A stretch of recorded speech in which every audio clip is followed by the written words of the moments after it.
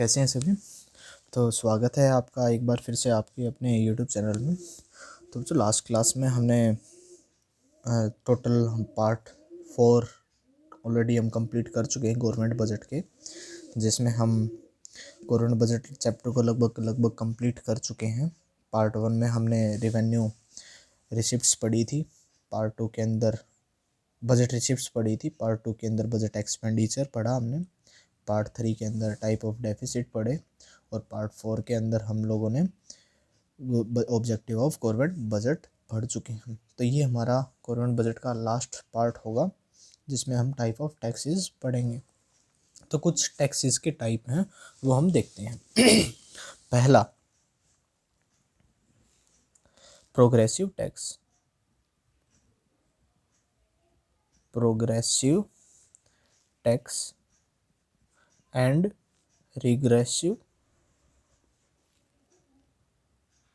Tax. प्रगतिशील and परगामी कर, प्रगतिशील और परगामी कर। अब ये दोनों होते क्या है, देखो आसान से आसान भाषा में पढ़ेंगे। पहला प्रोग्रेसिव टैक्स क्या कहता है? प्रोग्रेसिव टैक्स कहता है इनकम इंक्रीज होगी, यानी कि rate of tax increases with an increase in income. Income के साथ साथ टैक्स रेट भी बढ़ती जाएगी। जैसे हमारे देश में होता है जो स्लैब रेट है, अगर एग्जांपल ले लेते हैं, जो आदमी 0 से 5 लाख के बीच में इनकम कमाता है उसको 0% टैक्स देना पड़ेगा। 5 लाख से 8 लाख कमा रहा है उसको 10% देना पड़ेगा। 8 लाख से 10 लाख के बीच में कमा रहा है उसको 20% देना पड़ेगा। 10 लाख से ऊपर कमा रहा है तो उसको 30% टैक्स देना पड़ेगा। ये सिर्फ एक एग्जाम्पल है, क्लियर है। जैसे जैसे इनकम बढ़ रही है टैक्स रेट भी लगातार क्या होता जा रहा है, बढ़ता हुआ जा रहा है। उस टाइप के टैक्स को कहते हैं हम प्रोग्रेसिव टैक्स। पहले आप ये समझिए, फिर मैं आपको टैक्स कैलकुलेट करना भी सिखाऊंगा। दूसरा है रिग्रेसिव टैक्स। रिग्रेसिव टैक्स क्या होता है? रिग्रेसिव टैक्स का कहता है इसका जो मेन बर्डन है रिग्रेसिव टैक्स का, रियल बर्डन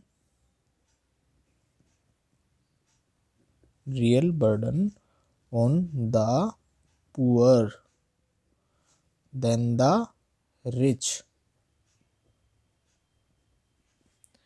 जिसका जो मेन बर्डन है वो गरीबों के ऊपर पड़ता है, अमीरों के ऊपर बहुत कम इसका बर्डन पड़ता है। क्लियर है? यानी कि real burden on the poor people. Burden spelling गलत लिख दी थी, burden. Real burden on the poor than the rich. अब कैसे? देखो, इसका मतलब ये नहीं है कि कम इनकम वाले से ज़्यादा टैक्स लिया जाएगा और ज़्यादा इनकम वालों से कम टैक्स लिया जाएगा, इसका ये बिल्कुल भी मतलब नहीं है। अब हम एग्जाम्पल ले लेते हैं, 2 आदमी, एक और एक है ये दूसरा। ये आदमी 5,000 रुपये कमाता है पर मंथ, इसकी जो इनकम है वो है 5,000 रुपये पर मंथ, और इस आदमी की इनकम है 50,000 रुपये पर मंथ। अब इन दोनों ने एक आइटम खरीदा, कोई भी गुड्स खरीदा जिसका प्राइस 1,000 रुपये था, और इस गुड्स के ऊपर जो टैक्स था वो था 10%।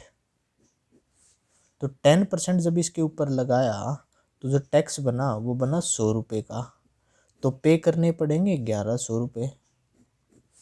अब जो ये 50,000 रुपये वाला जो आदमी है इसके ऊपर भी तो वैसे बर्डन है टैक्स का, क्योंकि इसको 100 रुपये भी तो देने पड़ेंगे, लेकिन उतना ज़्यादा इम्पैक्ट इसको नहीं पड़ेगा जितना ज़्यादा इम्पैक्ट इसको पड़ेगा। पहली बात तो ये 1000 रुपये का जो आइटम है वो खरीदने में ही असमर्थ है, लेकिन अगर बाई चांस इसको अगर वो लेना भी पड़ गया मजबूरी में, तो जो टैक्स लगा 100 रुपये वो इसको बहुत ज़्यादा लगेगा। तो हम एग्जाम्पल कह सकते हैं जितने भी इनडायरेक्ट टैक्स हैं। अब ये इनडायरेक्ट टैक्स क्या आ गए, अभी बताता हूँ डायरेक्ट और इनडायरेक्ट क्या होते हैं। वैसे काफ़ी सारे बच्चों को पता होगा। जितने भी इनडायरेक्ट टैक्सेस हैं, अगर दूसरी भाषा में कहूँ, जितने भी टैक्स गुड्स के ऊपर लगाए जाते हैं या सर्विसेज के ऊपर लगाए जाते हैं, जो भी उनको खरीदेगा उसको टैक्स देना पड़ेगा, चाहे वो अमीर हो या गरीब हो। अगर एक गरीब व्यक्ति अगर उस गुड्स को खरीदता है जिसकी इनकम भले ही प्रोग्रेसिव टैक्स में उसको कोई भी टैक्स ना देना पड़े, लेकिन अगर उसने कोई ऐसा गुड्स खरीदा जिसके ऊपर टैक्स लगा हुआ है, तो उसको भी वो पे करना पड़ेगा, चाहे वो गरीब व्यक्ति हो और ऐसा चाहे वो अमीर व्यक्ति हो। अगर गुड्स खरीद रहा है उसको टैक्स देना पड़ेगा। तो अगर ऐसे गुड्स खरीदते हैं जिनके ऊपर टैक्स लगा हुआ, तो उस टाइप के टैक्स का गरीब व्यक्ति के ऊपर इम्पैक्ट बहुत ज़्यादा पड़ेगा अमीर व्यक्ति के बजाय। तो इसी टाइप के टैक्स कहलाते हैं रिग्रेसिव टैक्स। अगर दूसरी भाषा में मैं इसको बोलूँ तो all indirect taxes are regressive taxes. सारे के सारे रिग्रेसिव टैक्स किस नेचर के हैं, इनडायरेक्ट टैक्सेस किस नेचर के हैं, रिग्रेसिव टैक्स के नेचर के हैं। Progressive and regressive tax. Clear है? चलो, क्लियर हुआ आप लोगों को? ठीक है। अब एक टाइप और देखते हैं इसका, उसमें हम लोग देखेंगे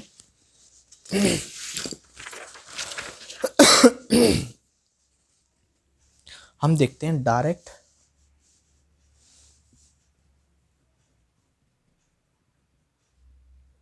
एंड इनडायरेक्ट टैक्स। डायरेक्ट और इनडायरेक्ट टैक्स।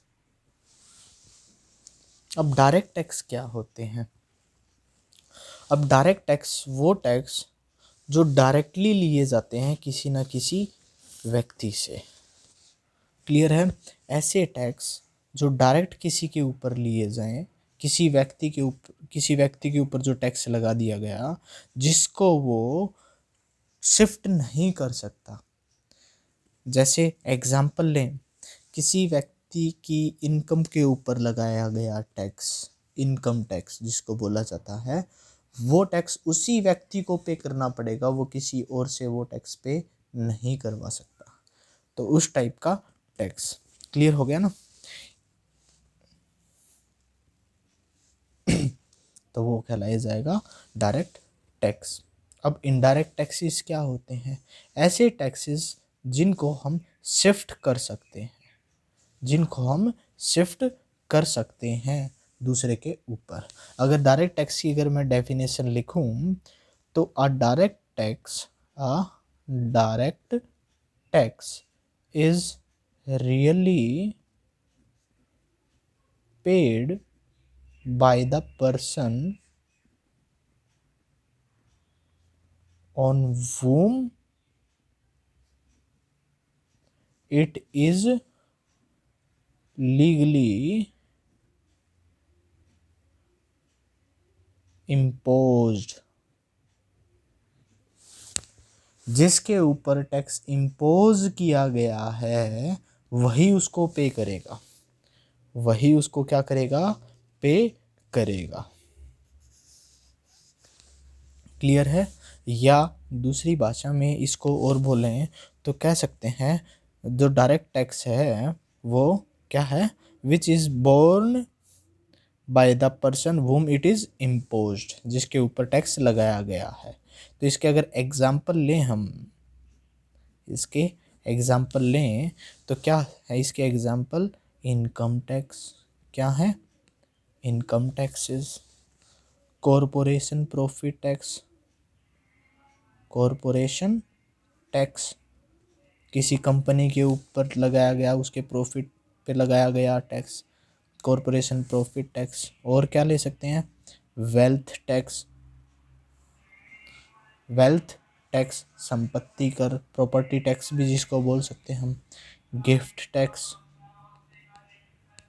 गिफ्ट टैक्स भी इसी में आ जाएगा। तो जो जिसकी प्रॉपर्टी, जिसकी कंपनी, जिसकी इनकम, जिसको गिफ्ट मिला उसी को पे करना पड़ेगा, वो टैक्स क्या कहलाएंगे, डायरेक्ट टैक्स कहलाएंगे। क्लियर है। अब दूसरा क्या है, इनडायरेक्ट टैक्स। अब इनडायरेक्ट टैक्स क्या है, इनडायरेक्ट टैक्स का मतलब है ये जिसके ऊपर टैक्स लगाया गया है वो एक पर्सन से दूसरे पर्सन के ऊपर उसको टैक्स को क्या कर सकता है, ट्रांसफ़र कर सकता है। इसका अगर लिखें तो क्या हो जाएगा, an indirect tax, an indirect tax is imposed on one person but paid partially or fully by another। Clear है।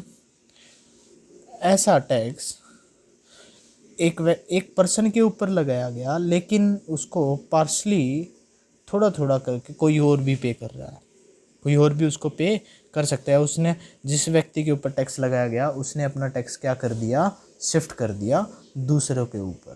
क्लियर है। ये था इनडायरेक्ट टैक्स। मैंने बताया कि शिफ्ट किया जा सकता है। जैसे एक प्रोड्यूसर के ऊपर लगाया गया, ये टैक्स किसके ऊपर लगाया गया, प्रोड्यूसर के ऊपर लगाया गया, लेकिन जब प्रोड्यूसर ने वो चीज़ बेची किसको, एक कंज्यूमर को, तो कंज्यूमर से उसने वो टैक्स ले लिया। अब फाइनली पे किसने किया, इस कंज्यूमर ने पे किया। तो जिसके ऊपर टैक्स लगाया जाता है वो उस टैक्स को शिफ्ट कर देता है दूसरों के ऊपर, चाहे तो कंप्लीट वैल्यू या थोड़ी बहुत वैल्यू। क्लियर है। इसके अगर एग्जांपल लें तो goods and service tax, GST इसका एक अच्छा एग्जाम्पल है। तो काफ़ी सारे थे पहले, तो जितने भी इनडायरेक्ट टैक्सेस थे उन सभी को मिलाकर एक टैक्स बना दिया गया जीएसटी। पहले excise duty, custom duty, service tax, है ना, सेल टैक्स, ये सारे क्या थे, इनडायरेक्ट टैक्सेस के एग्जाम्पल थे। क्लियर है। अब उन सभी इनडायरेक्ट टैक्सेस को मिलाकर क्या बना दिया गया, एक ही टैक्स बना दिया गया जीएसटी। और अगर एग्जाम्पल लेना चाहो तो इसमें लिख सकते हैं आप कस्टम ड्यूटी, कस्टम ड्यूटी। अब कस्टम ड्यूटी क्या होता है, एक देश से दूसरे देश, एक कंट्री से दूसरी कंट्री में जब कोई भी प्रोडक्ट लाया या ले जाया जाता है तो जब एक देश से दूसरे देश में हम लेके गए तो हमें क्या पे करना होता है, कस्टम ड्यूटी पे करनी होती है। क्या पे करना होता है, कस्टम ड्यूटी। ऐसे ही एक्साइज ड्यूटी होता है, एक्साइज ड्यूटी, एक्साइज ड्यूटी को हम कह सकते हैं प्रोडक्शन टैक्स। क्या कह सकते हैं, प्रोडक्शन टैक्स। जब किसी चीज़ को प्रोड्यूस किया जाता है तो उसके ऊपर लगाया गया टैक्स कहलाया जाता है एक्साइज ड्यूटी। क्लियर है। चल, तो हम लोगों ने पढ़े progressive and regressive tax, direct and indirect tax. अब दो टैक्स और हैं। पहला है specific tax, value added tax भी बोल सकते हैं हम, वैल्यू एडिड टैक्स, और एक पढ़ेंगे हम स्पेसिफिक टैक्स। अब वैल्यू एडिड टैक्स का मतलब क्या है, वैल्यू एडिड टैक्स, अब कोई एक गुड्स था उसकी वैल्यू थी 100 रुपये, उसके ऊपर टैक्स लगाया गया 10%। कितना बना टैक्स, तो टैक्स कितना बनेगा, 100 रुपये पे 10%, 10 रुपये। अब उसने ये चीज़ बेच दी किसी दूसरे व्यक्ति को 140 रुपये में, तो कितनी वैल्यू ऐड की, 40 रुपये। कितने रुपए ऐड किए, 40 रुपये ऐड किए। तो 40 रुपये का 10% कितना बनेगा, 4 रुपये। तो टैक्स कितना बनेगा, 4 रुपये। अब ये किसी आगे बेच रहा है उस चीज़ को 160 रुपये की इसने बेच दी, कितनी वैल्यू ऐड की? 20 रुपये। तो 20 रुपये पे 10% टैक्स कितना बनेगा? 2 रुपये। तो कितना हो गया? 16 रुपये। क्लियर है? तो जितनी वैल्यू ऐड होती जा रही है उस वैल्यू पे टैक्स और बढ़ता चला जाएगा। ये नहीं है कि 4 रुपये इसने मतलब 14 रुपये ये और पे करेगा, ऐसे तो 24 रुपये टैक्स हो गया इस गुड्स के ऊपर, फिर आगे पे किया तो फिर 16 रुपये वो हो गया, 40 रुपये टैक्स हो जाएगा ऐसे इसी के ऊपर। ऐसे नहीं, वैल्यू एडिड टैक्स का मतलब है जितनी वैल्यू ऐड होती रहेगी उस वैल्यू ऐड के ऊपर, जो भी वैल्यू ऐड होगी उस वैल्यू के ऊपर टैक्स लगता रहेगा। क्लियर है? एक है स्पेसिफिक टैक्स।